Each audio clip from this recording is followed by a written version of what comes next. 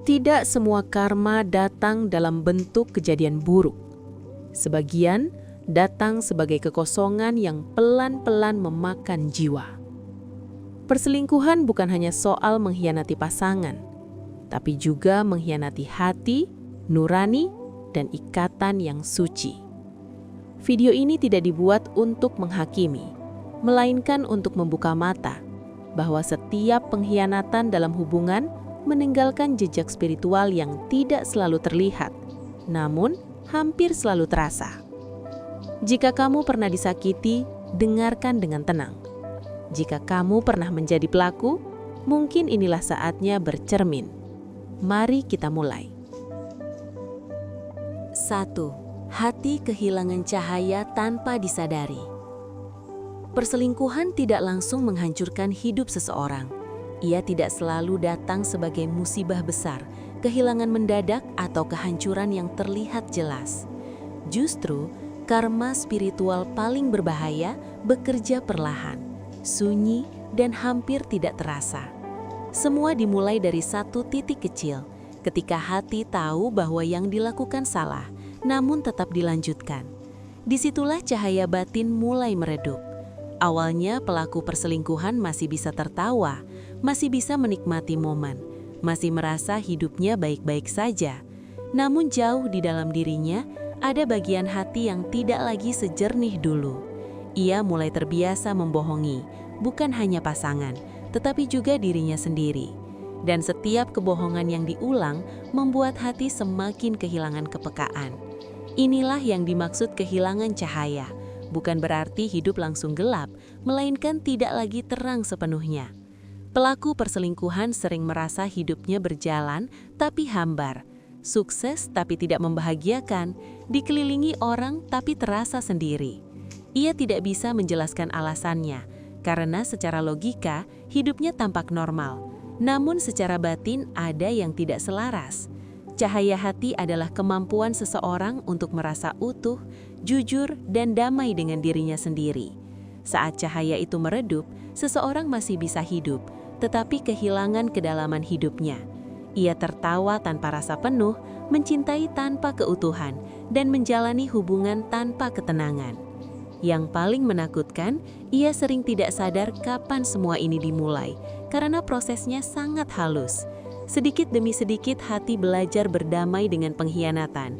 Sedikit demi sedikit nurani ditenangkan dengan alasan-alasan seperti semua orang juga begitu, aku juga berhak bahagia, atau tidak ada yang tahu.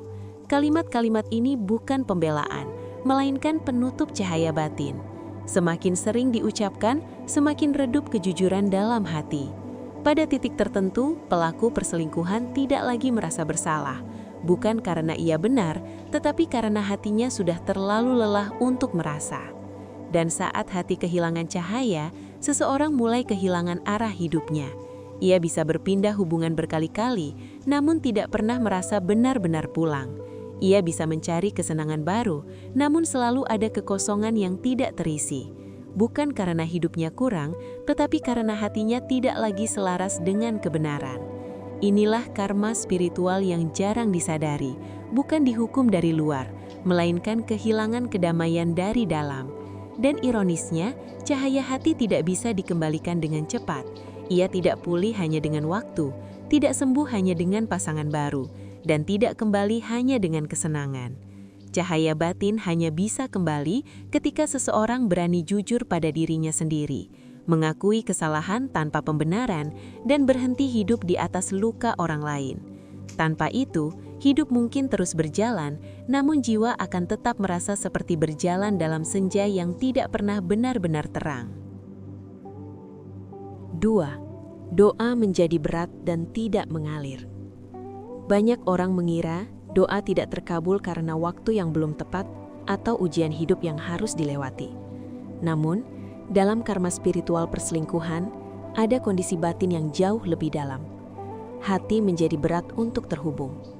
Bukan karena Tuhan menjauh, tetapi karena hati yang membawa pengkhianatan seringkali tidak lagi jujur saat memohon. Setiap doa seharusnya lahir dari niat yang bersih. Tetapi ketika hidup dibangun di atas kebohongan, batin tahu bahwa ada bagian diri yang disembunyikan. Disitulah doa mulai terasa kosong. Mulut mungkin mengucap kata-kata yang benar, tetapi hati tidak sepenuhnya hadir. Pelaku perselingkuhan sering merasa doanya seperti berhenti di udara. Tidak menenangkan, tidak menguatkan, bahkan terasa hampa. Ini bukan hukuman langsung, melainkan akibat dari konflik batin yang belum diselesaikan. Saat seseorang menyakiti orang lain secara sadar, nuraninya mencatatnya, dan catatan itu ikut terbawa setiap kali ia mencoba mendekat secara spiritual. Hati yang menyimpan rasa bersalah cenderung menutup diri, bukan karena takut dihukum, tetapi karena tidak sanggup jujur sepenuhnya. Akibatnya, doa berubah menjadi rutinitas, bukan pertemuan batin. Ia dilakukan, tetapi tidak mengalir. Di titik tertentu, pelaku perselingkuhan mulai jarang berdoa bukan karena tidak percaya, melainkan karena setiap kali mencoba, muncul rasa tidak nyaman yang sulit dijelaskan. Ada suara halus di dalam diri yang mengingatkan luka yang belum dibereskan. Semakin lama diabaikan, semakin berat hati untuk kembali khusyuk. Doa yang seharusnya menjadi tempat pulang justru terasa seperti cermin yang memantulkan kesalahan sendiri. Banyak yang kemudian mencari pembenaran, meyakinkan diri bahwa spiritualitas tidak ada hubungannya dengan urusan pribadi, bahwa Tuhan Maha Pengampun, sehingga kesalahan kecil tidak perlu terlalu dipikirkan. Namun, batin tidak bisa dibohongi. Pengampunan memang ada, tetapi ia membutuhkan kejujuran. Tanpa kejujuran itu, doa kehilangan daya hidupnya. Pelaku perselingkuhan mungkin masih meminta kelancaran, rizki, dan kebahagiaan, tetapi di saat yang sama ia menutup mata terhadap luka yang ia tinggalkan. Ketidaksinkronan inilah yang membuat doa terasa berat. Bukan karena permintaannya salah, melainkan karena jalannya tertutup oleh konflik batin yang tidak dihadapi. Seiring waktu, jarak spiritual ini semakin terasa. Hati menjadi kering, tidak mudah tersentuh, tidak mudah tenang. Dan ketika doa tidak lagi menjadi ruang kelegaan, seseorang mulai mencari pelarian lain untuk menenangkan diri. Namun ketenangan semu itu tidak pernah bertahan lama. Karma spiritualnya sederhana namun dalam. Selama luka yang diciptakan belum diakui, doa tidak akan benar-benar mengalir. Dan selama doa tidak mengalir, batin akan terus merasa jauh dari kedamaian, meskipun hidup tampak baik-baik saja dari luar. 3. Rezeki datang tapi tidak pernah membawa damai. Salah satu karma spiritual yang paling membingungkan adalah ketika hidup tampak berjalan normal, bahkan terlihat meningkat, tetapi batin justru semakin tidak tenang. Pelaku perselingkuhan sering tetap mendapatkan uang, peluang, dan kemudahan hidup. Dari luar tidak ada yang tampak salah. Namun di dalam, setiap pencapaian terasa kosong. Setiap kemajuan tidak benar-benar menenangkan. Inilah tanda rezeki yang hadir tanpa keberkahan. Rezeki semacam ini tidak selalu hilang, tetapi tidak pernah menetap di hati. Ia datang cepat, lalu menguap tanpa memberi rasa aman. Uang ada, tetapi selalu terasa kurang. Kesempatan datang, tetapi selalu diiringi masalah baru. Setiap kebahagiaan seolah memiliki bayangan gelap yang mengikutinya. Ini bukan kebetulan, melainkan ketidaksinkronan antara apa yang diterima dan kondisi batin yang menerimanya. Ketika rezeki masuk ke hati yang sedang menyimpan pengkhianatan, ia tidak menemukan tempat yang bersih untuk berdiam. Pelaku perselingkuhan sering merasa harus terus bergerak, terus mencari, terus menambah, seolah ada sesuatu yang harus ditutup atau digantikan. Namun apapun yang didapat, rasa puas tidak pernah benar-benar hadir. Batin tetap gelisah, tidur tidak nyenyak, pikiran selalu mencari kepastian baru. Rezeki yang tidak membawa damai seringkali terlihat dari pola hidup yang tidak stabil. Ada pemasukan, tetapi pengeluaran selalu mengikuti. Ada peluang, tetapi selalu disertai konflik. Ada kebahagiaan singkat, tetapi cepat berubah menjadi kekhawatiran. Ini bukan hukuman yang mencolok, melainkan tekanan halus yang terus-menerus. Pelaku perselingkuhan mungkin menyalahkan keadaan, orang lain atau nasib. Namun jarang yang berani melihat ke dalam, bahwa ada beban batin yang ikut mengalir bersama rezeki itu. Hati yang belum berdamai dengan kesalahan sendiri cenderung tidak bisa menerima ketenangan. Ia seperti wadah yang bocor, apapun yang diisi tidak pernah penuh. Bahkan saat berhasil, ada rasa takut kehilangan. Bahkan saat senang, ada bayangan cemas. Ini karena rezeki sejatinya bukan hanya soal apa yang datang, tetapi juga tentang bagaimana hati menyambutnya. Tanpa kejujuran batin, rezeki menjadi sekadar angka dan pencapaian, bukan sumber ketentraman. Seiring waktu, pelaku perselingkuhan mulai merasa lelah tanpa alasan yang jelas. Ia bekerja keras, tetapi tidak merasa aman. Ia mendapatkan lebih, tetapi tidak merasa cukup. Dan disitulah karma spiritual bekerja paling sunyi. Bukan mengambil rezeki, tetapi menghilangkan rasa damai yang seharusnya menyertai rezeki itu. Selama pengkhianatan belum diakui dan dibereskan, rezeki akan terus datang tanpa pernah benar-benar menghangatkan jiwa. Hidup berjalan, tetapi batin tetap gelisah, seolah ada bagian yang terus menagih kejujuran yang belum dipenuhi. 4. Terikat energi luka orang yang disakiti. Dalam hubungan yang dibangun dengan pengkhianatan, ada satu konsekuensi spiritual yang jarang disadari namun sangat berat. Luka orang yang disakiti tidak berhenti di dirinya saja. Rasa sakit yang ditinggalkan, terutama jika lahir dari ketulusan dan kepercayaan, menciptakan ikatan batin yang tidak terlihat. Pelaku perselingkuhan sering mengira bahwa setelah hubungan berakhir atau situasi berubah, semuanya selesai. Namun secara spiritual, luka yang belum diakui tidak pernah benar-benar pergi. Ia melekat sebagai beban halus dalam perjalanan hidup pelakunya. Inilah sebabnya, banyak pelaku perselingkuhan merasa hidupnya berat tanpa alasan yang jelas. Bukan karena ada yang mengutuk atau mengirimkan sesuatu, tetapi karena ia membawa jejak luka orang lain di dalam batinnya sendiri. Luka yang lahir dari kepercayaan yang dikhianati memiliki daya ikat yang kuat. Semakin tulus orang yang disakiti, semakin dalam dampaknya. Pelaku perselingkuhan sering mengalami kelelahan batin yang tidak proporsional dengan aktivitasnya. Ia mudah tersinggung, emosinya tidak stabil, dan perasaannya naik turun tanpa sebab yang jelas. Semua ini bukan gangguan eksternal, melainkan resonansi dari luka yang belum dibereskan. Saat seseorang melukai orang lain secara sadar, terutama dalam hubungan intim, batin mencatatnya sebagai hutang emosional. Hutang ini tidak selalu ditagih dengan kejadian buruk, tetapi dengan tekanan batin yang terus mengikuti. Pelaku perselingkuhan mungkin mencoba menutupinya dengan hubungan baru, kesibukan, atau pencapaian. Namun ikatan luka itu tetap ada. Ia muncul dalam bentuk perasaan tidak nyaman saat sendirian, rasa berat ketika hendak benar-benar bahagia, dan ketidakmampuan menikmati kedamaian secara utuh.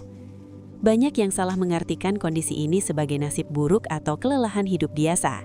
Padahal, ada beban batin yang belum dilepaskan. Luka orang yang disakiti tidak meminta balas dendam, tetapi meminta pengakuan. Selama pengakuan itu tidak terjadi, ikatan energi ini tetap aktif.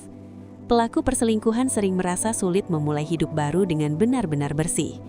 Ada sesuatu yang selalu terasa tertinggal. Ada perasaan seolah ditarik kembali oleh masa lalu, meskipun secara logika semuanya sudah berakhir. Inilah karma spiritual yang bekerja dalam senyap. Ia tidak merusak dari luar, tetapi menekan dari dalam. Dan semakin lama diabaikan, semakin berat bebannya. Ikatan ini hanya bisa dilepaskan dengan satu cara, kejujuran dan tanggung jawab batin. Mengakui bahwa ada luka yang ditinggalkan, tanpa pembenaran dan tanpa menyalahkan keadaan. Tanpa itu, pelaku perselingkuhan akan terus membawa beban yang bukan miliknya, tetapi yang ia ciptakan sendiri. Hidup mungkin terus berjalan, namun batin akan selalu merasa seperti melangkah dengan beban yang tidak pernah benar-benar dilepaskan. 5. Kehilangan kepekaan nurani.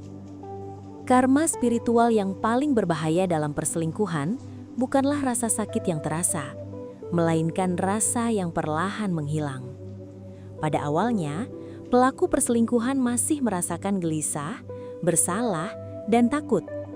Hati masih bereaksi, nurani masih bersuara.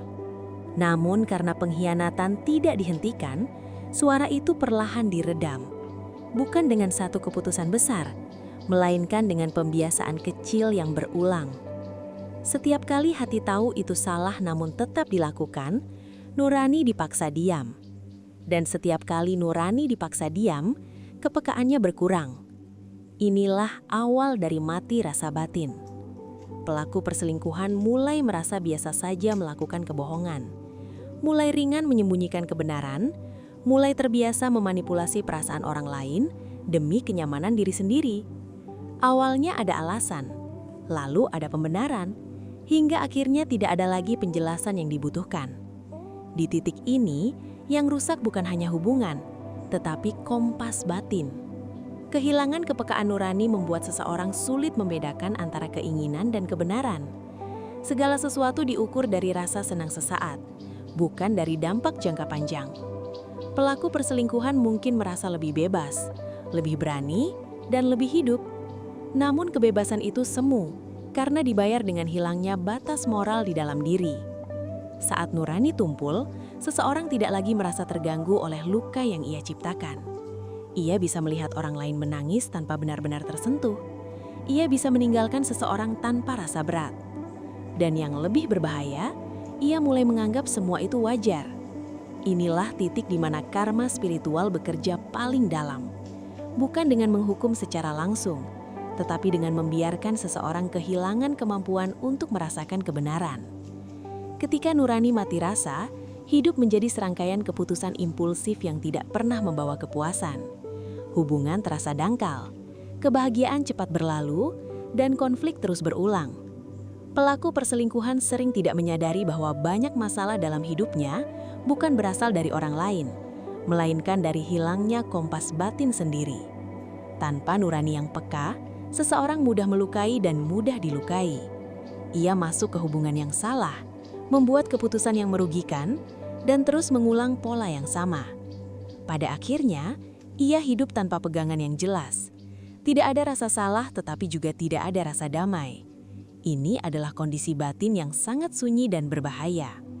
Karena saat seseorang tidak lagi merasa bersalah, bukan berarti ia bebas, melainkan karena hatinya telah terlalu jauh dari kebenaran. Dan selama kepekaan nurani tidak dipulihkan, perselingkuhan hanyalah satu dari banyak kehancuran yang akan menyusul. Karma spiritual ini tidak terlihat dari luar, tetapi menghancurkan dari dalam, perlahan, tanpa suara. 6. Hubungan baru tidak pernah utuh secara batin. Salah satu karma spiritual yang paling sering disalahpahami adalah ketika seseorang akhirnya mendapatkan hubungan baru, namun tidak pernah merasa benar-benar menyatu di dalamnya. Pelaku perselingkuhan mungkin merasa telah memilih yang lebih cocok, yang lebih memahami, atau yang lebih membahagiakan.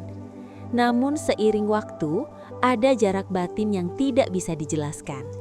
Hubungan berjalan, komunikasi ada, kebersamaan terjadi, tetapi kedekatan sejati tidak pernah benar-benar terbentuk. Ini karena hubungan yang lahir dari pengkhianatan membawa beban batin sejak awal. Percayaan tidak pernah murni, rasa aman tidak pernah utuh. Di dalam hati kecil pelaku perselingkuhan, selalu ada kesadaran bahwa hubungan ini dimulai dengan menyakiti orang lain. Kesadaran ini tidak selalu muncul di permukaan, tetapi bekerja di lapisan terdalam batin. Akibatnya, pelaku perselingkuhan sulit membuka diri sepenuhnya. Ia mencintai, tetapi dengan rem. Ia percaya, tetapi dengan jarak. Ia dekat, tetapi tetap menjaga tembok emosional. Hubungan baru sering terasa rapuh, bukan karena kurang cinta, melainkan karena fondasinya tidak jujur sejak awal. Pelaku perselingkuhan juga sering hidup dalam kecemasan halus. Ia tahu bagaimana kebohongan bekerja, dan pengetahuan itu membuatnya sulit merasa aman. Ada kecurigaan yang muncul tanpa bukti, ada rasa takut kehilangan yang berlebihan, ada kebutuhan untuk mengontrol yang tidak disadari. Semua ini membuat hubungan tidak pernah tenang. Bahkan ketika tidak ada masalah besar, batin tetap siaga, seolah menunggu sesuatu yang buruk terjadi. Pasangan baru pun sering merasakan jarak ini. Ada sesuatu yang tidak sepenuhnya hadir. Ada bagian dari jiwa pelaku perselingkuhan yang tidak pernah benar-benar turun ke dalam hubungan. Akibatnya, konflik kecil terasa besar, kehangatan cepat dingin, dan kebahagiaan sulit bertahan lama. Hubungan seperti ini sering terlihat baik dari luar, tetapi kosong di dalam. Pelaku perselingkuhan mungkin mencoba meyakinkan diri bahwa semua hubungan memang seperti ini. Namun di dalam hati, ada kerinduan akan hubungan yang benar-benar tenang, jujur, dan aman. Sayangnya, selama pengkhianatan tidak dibereskan secara batin, hubungan seperti itu sulit tercipta. Karma spiritualnya sederhana namun menyakitkan. Hubungan baru ada, tetapi keutuhan batin tidak pernah menyusul. Hubungan berpasangan, namun jiwa tetap sendirian. Dan kesendirian batin inilah yang perlahan menggerogoti, membuat seseorang terus mencari, berpindah, dan berharap, tanpa pernah benar-benar menemukan rumah di dalam hubungan yang ia jalani. 7. Dijauhkan dari cinta yang tulus. Inilah karma spiritual paling menakutkan dari perselingkuhan. Bukan karena terasa menyakitkan di awal, tetapi karena disadari ketika semuanya sudah terlambat. Pelaku perselingkuhan sering tidak langsung kehilangan orang-orang di sekitarnya. Ia masih dikelilingi perhatian, masih bisa membangun hubungan, masih bisa dicintai. Namun perlahan, ada satu hal yang menghilang tanpa suara. Kemampuan untuk menerima dan merasakan cinta yang tulus. Cinta yang tulus membutuhkan hati yang jujur, terbuka, dan bersih dari beban pengkhianatan. Saat hati terbiasa hidup dalam kebohongan, ia kehilangan ruang untuk menerima ketulusan sepenuhnya. Pelaku perselingkuhan sering berada di dekat orang baik, tetapi tidak merasa terhubung. Ada perhatian tetapi terasa datar. Ada kasih tetapi tidak menenangkan. Bukan karena orang-orang itu kurang, melainkan karena batin pelaku perselingkuhan sudah tidak sinkron dengan cinta yang bersih. Ini adalah bentuk karma spiritual yang sangat sunyi. Tidak ada kejadian dramatis. Tidak ada kehancuran yang terlihat, hanya jarak batin yang semakin lebar antara dirinya dan cinta sejati. Pelaku perselingkuhan mungkin mulai merasa bahwa cinta sejati itu tidak ada, bahwa semua orang sama, bahwa hubungan selalu berakhir mengecewakan. Padahal, yang berubah bukan dunia, melainkan kapasitas hatinya. Hati yang pernah mengkhianati dengan sadar akan kesulitan mempercayai ketulusan, karena ia tahu betapa mudahnya ketulusan dihancurkan. Akibatnya, setiap cinta yang datang selalu dicurigai, setiap kebaikan dipertanyakan, setiap kesetiaan dianggap sementara. Di titik tertentu, pelaku perselingkuhan hidup dikelilingi hubungan, tetapi tidak ada satupun yang benar-benar menghangatkan jiwanya. Ia mungkin memiliki pasangan, keluarga, bahkan status sosial yang baik, namun tetap merasa sendirian di dalam. Kesendirian ini bukan karena tidak ada orang, melainkan karena tidak ada ikatan batin yang murni. Karma ini bekerja sangat lambat, hingga suatu hari pelaku perselingkuhan menoleh ke belakang dan menyadari bahwa orang yang dulu ia sakiti adalah satu-satunya yang pernah mencintainya tanpa syarat. Kesadaran ini tidak datang sebagai penyesalan dramatis, melainkan sebagai kesunyian yang dalam. Ia menyadari bahwa kesempatan untuk dicintai dengan murni tidak selalu datang 2 kali. Dan ketika kesempatan itu hilang, tidak ada hubungan baru yang mampu menggantikannya. Bukan karena tidak ada cinta lain, tetapi karena hatinya sudah tidak mampu menerimanya. Inilah karma spiritual yang paling kejam. Hidup terus berjalan, usia bertambah, hubungan berganti, tetapi jiwa tidak pernah lagi merasakan cinta yang benar-benar pulang. Dan penyesalan itu tidak berteriak. Ia hanya duduk diam, menemani sisa perjalanan hidup dalam kesunyian yang tidak bisa diceritakan kepada siapapun. Karma spiritual tidak berteriak. Ia bekerja dalam diam. Ia mengikis ketenangan, menjauhkan kedamaian, dan perlahan memutus seseorang dari cinta yang tulus. Jika hari ini hatimu terasa kosong tanpa sebab, jika hubunganmu terasa tidak pernah utuh, bisa jadi bukan karena hidupmu kurang, melainkan karena ada luka yang belum disadari. Dan untuk kamu yang sedang berusaha sembuh, ingat satu hal, pengkhianatan orang lain bukan cerminan nilai dirimu. Aku akan menemanimu terus dengan konten refleksi seperti ini sampai kamu benar-benar sembuh. Terima kasih.